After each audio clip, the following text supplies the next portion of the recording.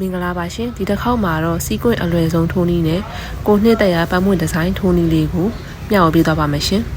ဒီပန်းပွင့်ပုံစံဒီဇိုင်းလေးထိုးပြပေးမယ်ပေါ့နော်ပြီးရင်တော့ပိတ်စပေါ်မှာပန်းပုံစံလေးကိုပြန်ကူးလိုက်ပါမယ်ရှင်ပြီးတော့ရင်တော့သူနဲ့လိုက်ဖက်မယ်ထင်တဲ့တရွက်ပုံစံဒီဇိုင်းလေးပါထည့်ပြီးဆွဲပေးထားလိုက်ပါတယ်ဒီတစ်ခါမှာတော့ဖန်စစ်တူတစ်မျိုးတည်းကိုပဲအသုံးပြုသွားမှာဖြစ်ပါတယ်ပထမဦးဆုံးဝစ်ဆန်ထိုးမှာမို့လို့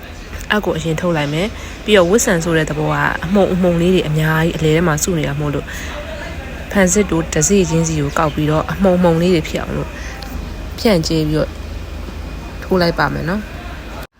အဆက်ကလေးတွေအများကြီးဖြစ်သွားအောင်လို့ဒီအဝိုင်းလေးထဲမှာပတ်ပြီးတော့အကုန်လုံးကိုလိုက်ထိုးထည့်ပေးပါနော်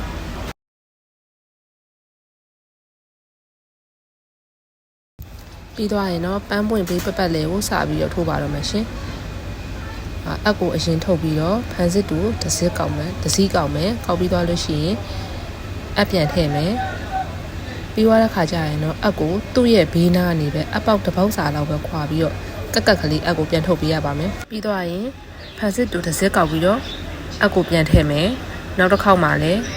အပေါက်တစ်ပေါက်စာပဲခြံပြီးတော့အက်ကိုပြန်ထုတ်မယ်အဲ့လိုမျိုးပဲဖန်စစ်တစ်စစ်ချင်းစီကိုကောက်ပြီးတော့အပေါက်တစ်ပေါက်စာပဲခွာပြီးတော့ဇက်တိုက်ပန်းမွင်းတစ်ခုလုံးကိုပြေအောင်ထိုးပေးပါနော်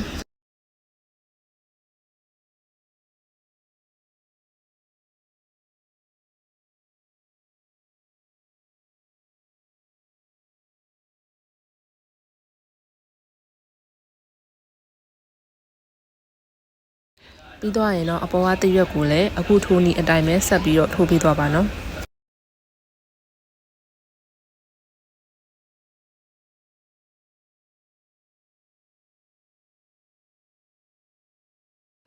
ပြီးတော့ရင်တော့လှလဲမယ်ထိုးရလဲလွယ်မယ်စီးကွင့်ဒီဇိုင်းတစ်မျိုးကိုရရှိသွားမှာဖြစ်ပါတယ်